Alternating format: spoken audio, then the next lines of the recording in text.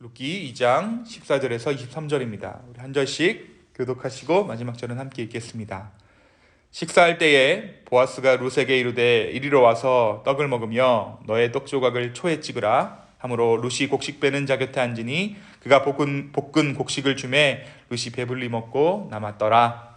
룻이 쓱을 주러 일어날 때에 보아스가 자기 소년들에게 명령하여 이르되 그에게 곡식단 사이에서 줍게 하고 책망하지 말며 또 그를 위하여 곡식 다발에서 조금씩 뽑아버려서 그에게 줍게 하고 꾸짖지 말라 하니라. 룻이 밭에서 저녁까지 줍고 그 주운 것을 떠니 보리가 한 에바쯤 되는지라. 그것을 가지고 성읍에 들어가서 시어머니에게 그 주운 것을 보이고 그가 배불리 먹고 남긴 것을 내어 시어머니에게 드리매 시어머니가 그에게 이르되 오늘 어디서 주었느냐 어디서 일을 하였느냐 너를 돌본 자에게 복이 있기를 원하노라 하니 룻이 누구에게서 일했는지를 시어머니에게 알게 하여 이르되 오늘 일하여 한 사람의 이름은 보아스니이다 하는지라. 나오미가 자기 며느리에게 이르되 그가 여호와로부터 복받기를 원하노라. 그가 살아있는 자와 죽은 자에게 은혜 베풀기를 그치지 아니하도다 하고 나오미가 또 그에게 이르되 그 사람은 우리와 가까우니 우리 기업을 물을 자 중에 하나이니라 하니라. 범여인 룻이 이르되 그가 내게 또 이르기를 내 주수기를 다 마치기까지 너는 내 소년들에게 가까이 있으라 하더이다 하니 나오미가 며느리 룻에게 이르되 내 딸아 너는 그의 소녀들과 함께 나가고 다른 밭에서 사람을 만나지 아니하는 것이 좋으니라 하는지라. 이에 룻이 보아스의 소녀들에게 가까이 있어서 보리 추수와 밀 추수를 마치기까지 이삭을 지우며 그의 어머니와 함께 거주하니라. 아멘. 어제 룻기 2장 전반부의 말씀을 함께 들으셨죠? 네. 어저께 우리가 보아스의 밭에서 이제 룻이 일하게 된 이야기를 함께 나누었어요. 사실 나오미는 베들레헴으로 돌아올 때에 자기 남편 엘리멜렉의 친족 보아스가 그곳에서 살아있다는 사실을 알고 있었지만 룻에게는 말해주지 않았습니다. 하지만 룻이 먹을 것을 좇아서 일하러 들어간 곳이 우연히도 보아스의 밭이었고 마침 그 밭을 방문한 보아스의 눈에 룻이 들어오게 되죠. 나오미가 애초에부터 보아스를 찾아가지 않았어요. 나오미의 믿는 구석은 보아스가 될 수도 있었지만 또 오늘 말씀에 보니까 기업 물을 자가 보아스 한 사람이었던 것 같지 않아요. 근데 사람 의지하지 않고 일단 자신의 운명을 그냥 받아들인 거예요. 그냥 하나님께서 인도하시는 대로 과부가 된 자신의 처지를 어떻게 한번 사람의 의지에서 바꿔보려고 하지 않고 그냥 그 사실 그대로 하나님이 징계하시면 징계하시는 대로 내가 마라가 되면 마라가 된 대로 그냥 두고 보기로 한 것입니다. 그런데 하나님께서 우연히 인도하세요. 그 우연히와 마침 가운데 숨겨져 있는 하나님의 인도하심을 우리가 어제 말씀 가운데 함께 보았습니다. 오늘 말씀은 이 룻이 어떻게 보아스의 은혜를 입게 되었는가 하는 말씀입니다. 룻과 이제 대화를 마친 보아스가 자기의 저녁 식사 자리에 룻을 초대해요. 이 식사는 룻에게 분명 황송한 대접이었죠. 그 자리에서 떡을 먹고 있는 룻에게 보아스는 볶은 곡식 또한 내어줍니다. 그 곡식 역시 룻이 먹고도 남을 만한 양이었어요. 그래서 이 남은 것을 시어머니를 위해 따로 싸둡니다. 식사를 마치고 다시 이삭을 주우러 갈 때에 보아스는 자기의 하인들을 시켜 룻에 대해서 특별한 지시를 내립니다. 그것은 밭에 내 귀퉁이만이 아닌 곡식 단 사이에서 곡식을 줍게 할 수 있도록 한 것입니다. 또 그 자신의 소년들이 곡식을 다 걷고 난 후에 일부러 한 움큼씩을 일부러 떨어뜨려서 룻이 그것을 줍게끔 배려해 주었습니다. 그리고 만약에 그렇게 일하고 있는 룻을 발견한다고 해도 꾸짖지 말라라고 명령합니다. 저녁이 되자 룻은 하루 동안 일한 곡식을 가지고서 시어머니 나오미로 갑니다. 그런데 이제 이 나오미가 룻이 들어오는 것을 보니까 막 양손에 바리바리 음식이 쌓이는 거예요. 그 먹을 것을 양손 가득 먹을 것을 가지고 돌아오는 며느리를 보면서 나오미가 뭔가 지금 잘 되어가고 있구나라는 것을 알았을 거예요. 그래서 오늘 누구의 밭에서 일했는지 묻습니다. 오늘 누구의 밭에서 일을 했는가? 그를 진심으로 축복해주고 싶었기 때문입니다.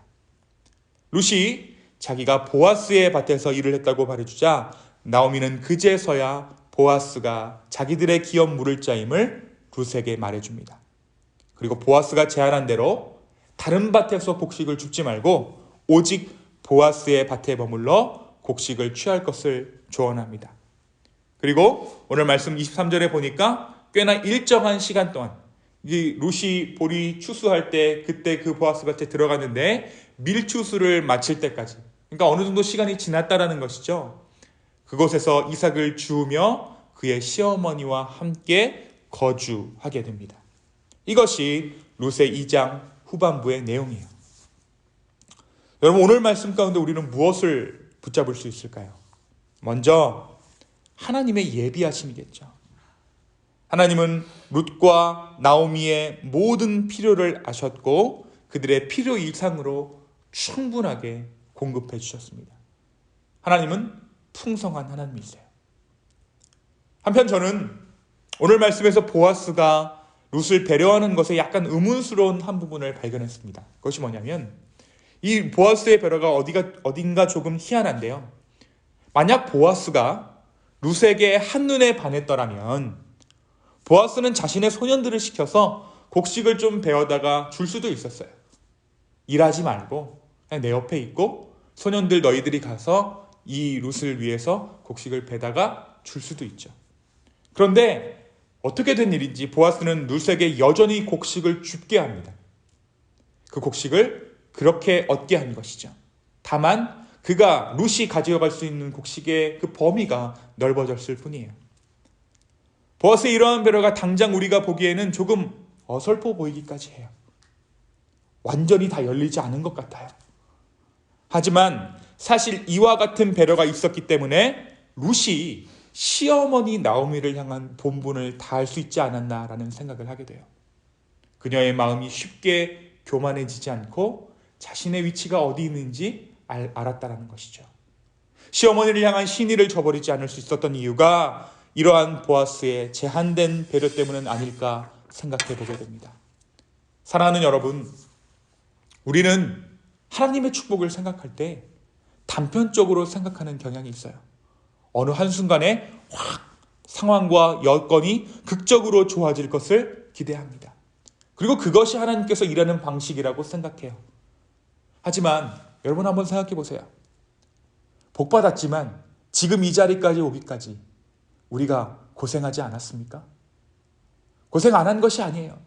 삶의 위기를 겪어보신 분은 알겠지만 우리가 하나님의 은혜에 흡족합니다라고 말하면서 이 자리 가운데 앉아있지만 우리가 그 곡절곡절을 겪어오면서 하나님의 축복을 깨달아갔던 것이죠.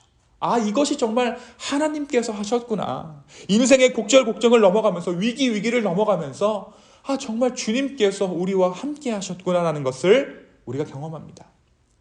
그 안에서 겪을 것 다 겪고 속이 타들어가는 것을 경험한 후에야 주님께서 우리의 상황을 열어주시는 경우가 너무나도 많았기 때문에 돌아볼 때 비로소 그것이 하나님의 온전한 은혜임을 깨닫게 됩니다만 지나올 때에는 과연 하나님께서 어디에 계신지 알 수 없을 정도로 막막할 때가 있었습니다.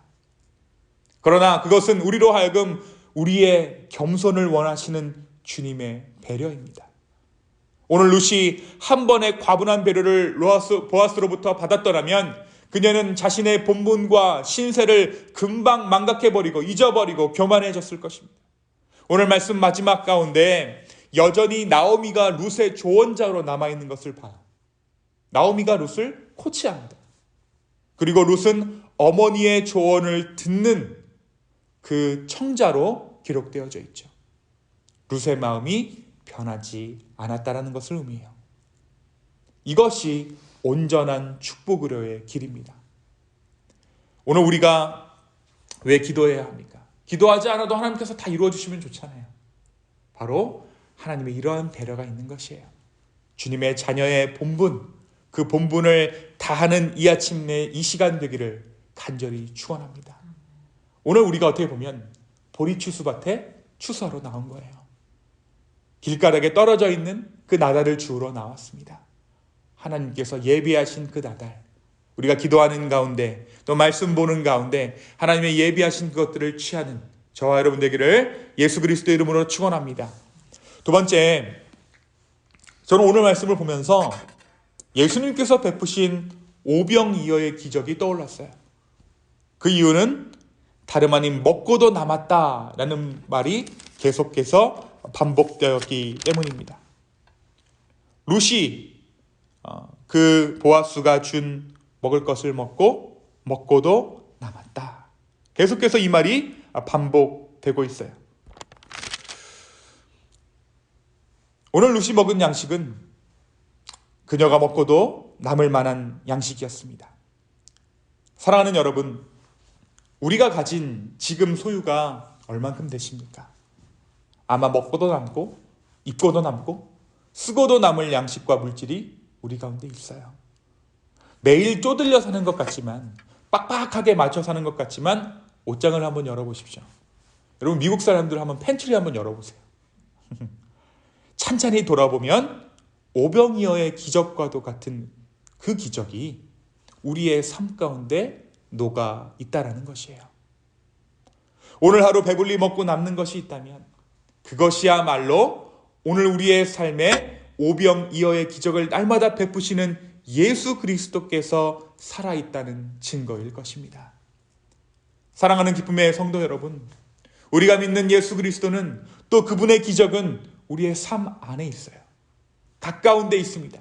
다만 언제 보이는가? 우리의 눈이 그 기적을 기적으로 인정하는 눈을 갖게 되었을 때 우리는 그것을 기적이다라고 말할 수 있게 되는 것이에요.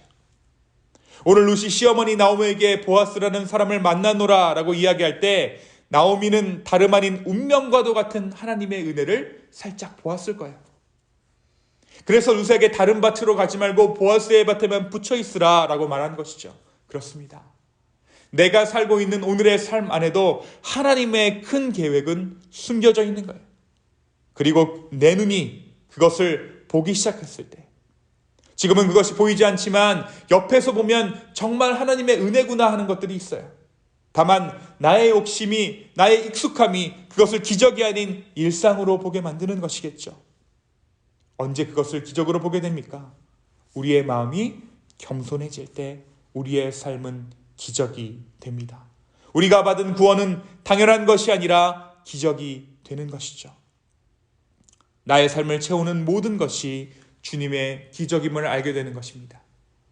사랑하는 성도 여러분, 오늘도 신실하게 먹고도 남을 만큼, 살고도 남을 만큼 우리 가운데 큰 은혜를 베푸시는 그 오병이어의 기적을 베푸시는 예수 그리스도가 우리의 삶 가운데 계심을 체험하는 오늘 하루 되기를 원합니다.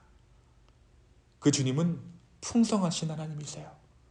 우리에게 늘 풍성하게 공급해 주시는 우리의 아버지 되신 하나님, 그 하나님을 체험하고 그 하나님께 온전히 감사할 수 있는 저와 여러분의 오늘 하루 되기를 예수 그리스도의 이름으로 축원합니다. 이 시간 함께 기도하시겠습니다. 주님, 우리로 하여금 겸손케 하시고 우리로 하여금 진실하게 하여 주심에 감사합니다. 이미 우리의 삶 가운데 베풀어 주신 그 오병이어의 기적들, 주님, 그것을 우리가 기적으로 바라보게 하여 주십시오. 우리의 일상 가운데 임한 하나님의 기적을 우리로 하여금 발견하게 하여 주시고 우리가 그것을 체험하게 하여 주십시오. 같은 보리떡이라도, 같은 생선이라도 기적으로 만들어낸 보리떡과 생선이 하나님의 은혜였듯이 주님, 오늘 우리가 똑같은 양식을 먹지만 그 가운데 하나님의 은혜를 체험하게 하여 주시옵소서. 룻에게 선대하셨던 그 하나님, 오늘 우리의 인생 가운데도 그 선하심을 보여주시옵소서. 당신의 선하심을 기대합니다. 주여, 우리 가운데 하나님의 풍성하심을 경험하는 하루 되게 하여 주시옵소서.